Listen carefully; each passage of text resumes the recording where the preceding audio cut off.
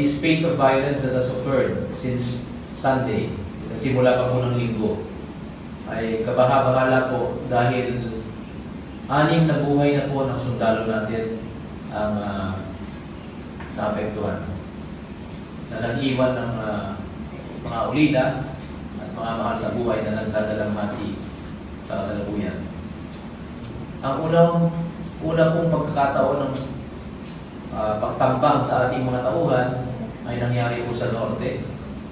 At may 2 po tayong sundalo na papunta sa isang meeting sa DNR upang makibahagi sa isang reforestation drive upang mapunuri ng bundok ang ating denuded forest sa lugar na yun. Tinampangan po sila, initially namatay po ang isa at nabawian po ng buhay ang pangalawang sundalo. Pawang wala po silang dalang armas. Ang pangalawang insidente po ay nangyari sa Maymanay, sa Davao. At isang opisyal po na tumutugon sa lehitimong panawagan ng tulong ng taong bayan dahil may mga armadong grupo sa kanilang lugar, ang napatay. Ang pangatlong insidente po ay itong kamakailan lang na discovering 3 katawan na naaagnas na po sa may lugar ng Bukidnon. Unang paksa po nila ay naging missing po sila dahil sila po ay dapat pupunta sa bayan. Sila po ay nakasibilyan. In fact, naka-shorts lang po yung mga tauhan na ito.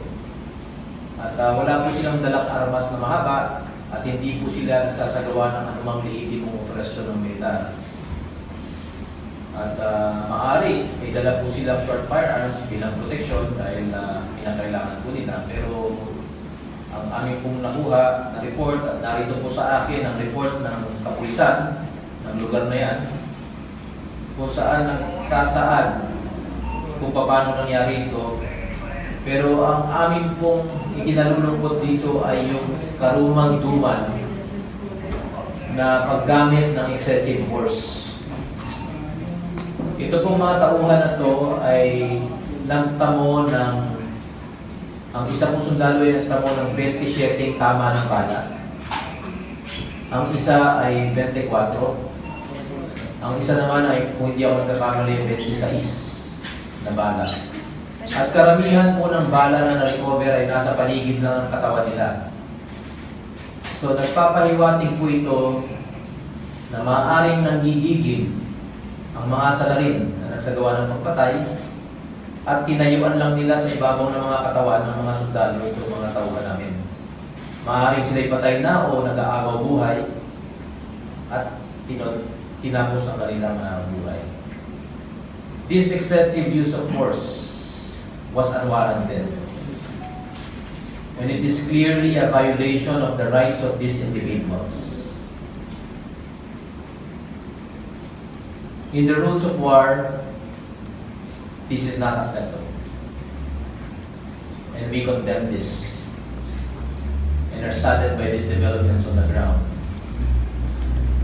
All of these things that have been happening in the past few days since Sunday is a very disturbing incident. Nakakabahala po talaga. Kaya nga po ang ating pamahalaan, ang ating pong panel sa GRP at ang ating pong hukbo ay patuloy na isinusulong ang joint declaration ng ceasefire. Dahil sa joint declaration po, pag nalagdaan po ito at napagkasunduan, magkakaroon po tayo ng agreement kung saan mag-a-agree tayo sa definition ng ano ang mga nilalabag na atitutunin o anumang mga bagay na pwede nating sabihin na violation. So may common understanding. At dahil dyan, maaari tayo maglagay ng isang mekanismo at third-party members na siyang magmamonitor kung saan pwede natin gawing accountable ang bawat panig. Pero sa unilateral declaration, wala po yan. Kaya ano man pong sabihin nila na paglabag ay walang magiging kasihan. Kaya nga po kami ngayon hanggang sa kasalukuyan ay patuloy nating inuurong itong maaaring maging magandang produkto na manggaling sa ating usaping pangkapayapaan. Dahil sa pamamagitan nito, mas magiging maayos ang pagpapatupad ng isang ceasefire.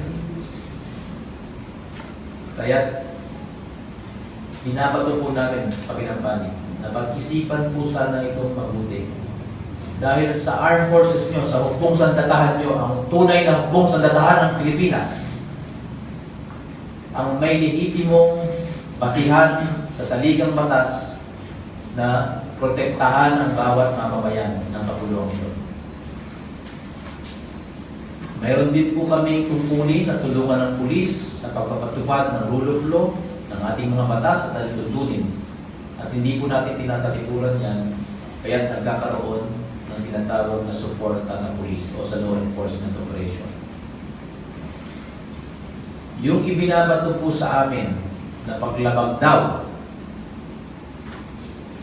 noong nagkaroon ng isang operasyon ng pulis sa Makilala ay sinasabi nilang naging ugat na nagsindi ng sunod-sunod na violenting ginawa nila. Sinasabi ko na mali po kayo dahil nakasaad po sa lahat ng report ng pulis na maliwanag may isang lehitimong business enterprise na pinagkatiwalaan na magsagawa ng mga development projects na nag-complain sa pulis na sila ay kinukutongan o kinikikilan ng mga armadong tao. Kaya bilang pag-responde, nagpunta po ang pulis doon at sa pagkakala nila at pag-iisip nilang malaking pwersa itong harapin nila, tumawag po sila ng tulong sa sundalo na naroon. At ginampanan po natin ang ating pupulit na suportahan sila. Yun po ang tunay na ugat na yan. At hindi po kami nag-iusad ng anumang agresibong aktibidades o operasyon laban sa anumang grupo sa paniniwalang masasamang loob ito na nangingikil sa isang lehitimong development business. Yan lang po ang aming naisilahan at sana po ang aming patuloy na paghimok sa ating mga kapatid sa kabila ay kanilang konsiderahin ng seryoso. Nang sa ganon, ang namayagpag na katahimikan simula Agosto matapos na nagkaroon tayo ng unilateral declaration ay muling mabuhay at ang ating pagtitiwala sa isa't isa ay matuloy na maayos ito kung sabihin ito. Ang aming po mensahe, hindi po maganda na ang kapwa Pilipino ang nag-aaway. Importante po sa ating hukbo ang buhay ng bawat Pilipino, sundalo man o makakaliwa.